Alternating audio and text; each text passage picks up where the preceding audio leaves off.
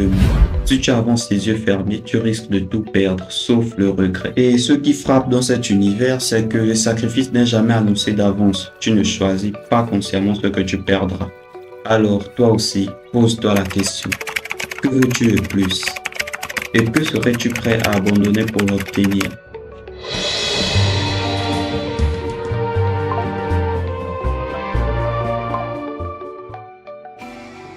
Quand on parle de blessure, on pense souvent au sang, à une douleur immédiate, criante. Mais Full Metal Alchemist nous parle d'une souffrance bien plus insidieuse, celle qui ne part jamais, celle qui s'installe dans le silence et qui ronge lentement le cœur et les esprits.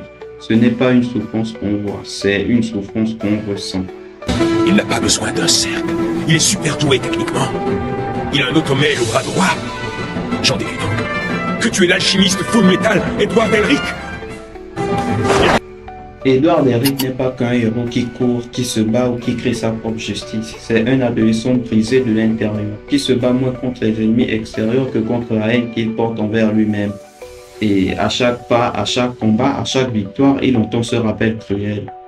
Tout ça, c'est ma faute. Et son frère Alphonse, c'est encore pire. Lui n'a même plus de corps. Il ne sent plus la chaleur du soleil sur sa peau. Il ne peut plus dormir, manger ou pleurer. Il est une âme attachée à une armure froide, une voix désincarnée coincée entre deux mondes. Cette douleur-là, elle est invisible pour les autres, mais c'est celle que beaucoup d'entre nous connaissent. La douleur d'avoir fait une erreur irréversible, la douleur d'avoir perdu quelqu'un ou quelque chose qu'on ne pourra jamais retrouver, la douleur d'avoir voulu bien faire et d'avoir tout gâché. C'est là que Full Metal touche quelque chose de profondément universel. Ce moment où tu réalises que tu ne peux plus revenir en arrière, que peu importe combien tu te bats, combien tu réussis, ce qui est perdu l'est à jamais. Mais la série ne s'arrête pas là. Elle ne s'applique pas jamais. Elle recule au désespoir passif. Elle dit, oui, tu as merdé. Oui, tu as perdu. Mais maintenant, que vas-tu en faire? Et c'est ça la vraie force des frères Elric. Ce ne sont pas leurs pouvoirs, ce ne sont pas leurs combats, c'est leur résilience. Cette capacité à avancer même au boitant, à chercher la vérité non pas pour réparer le passé, mais pour donner un sens au présent. Car il n'y a pas de bouton reset, il n'y a que l'acceptation. Et un jour après l'autre, la reconstruction. Edward et Alphonse ne cherchent pas à redevenir comme avant. Ils cherchent à devenir meilleurs que ceux qu'ils étaient. Non pas malgré leurs blessures, mais grâce à elles. Et c'est peut-être la leçon la plus humaine, la plus déchirante, mais aussi la plus belle de Full Metal.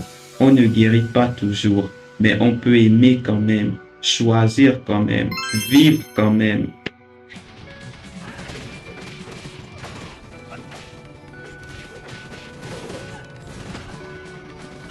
Mais ça ne peut être qu'un rêve.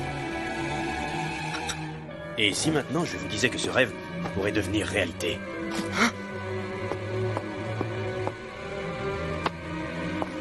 Dites-moi, général, seriez-vous intéressé par une armée de parfaits immortels? Il a mordu à l'hameçon. Dans les premiers épisodes, on croit que Full Metal Alchemist va nous parler de magie, de puissance, de transformation. Mais plus on avance, plus on comprend que ce n'est pas qu'un animé sur l'alchimie. C'est un animé sur la vérité brute, dure, inconfortable. Plus Edward et Alphonse cherchent à corriger leurs fautes, plus ils lèvent le voile sur une réalité terrible. Le monde dans lequel ils vivaient corrompu jusqu'à l'os. Le gouvernement, l'armée, la guerre, tout est manipulé, infecté, souillé par des intérêts humains, par le rêve de toute puissance, incarné par les homunculus. Et là, la série prend une ampleur vertigineuse. Elle quitte le cadre intime des deux frères blessés pour nous parler de notre monde, de nos choix collectifs, de ce qu'on accepte et de ce qu'on refuse de voir. La pierre philosophale, cet artefact mythique censé tout résoudre, se révèle être un mensonge abject. Un pouvoir construit sur le sang des innocents, un raccourci dégueulasse vers un rêve impossible. Et dans ce moment de vérité, ce moment où personne ne parle mais où tout est dit. Et la véritable question est, que vas-tu faire de Full Metal Alchemist Brotherhood n'est pas une quête de pouvoir, c'est une quête de paix intérieure. Deux frères ont tenté de ressusciter leur mère, ils ont échoué. Mais ce qu'ils ont trouvé sur le chemin, c'est plus précieux que n'importe quel artefact. Le pardon, la fraternité et le courage d'être humain, même brisé. La vraie alchimie, ce n'est pas de transformer le plomb en or, c'est de transformer la douleur en sagesse, la perte en lien et le passé en force pour avancer.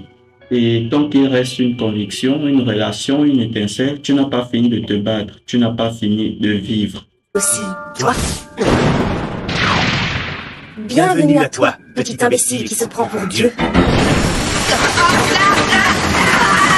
Oh, ferme-la! C'est bien ce que tu voulais, non? Je vais te montrer l'ultime vérité.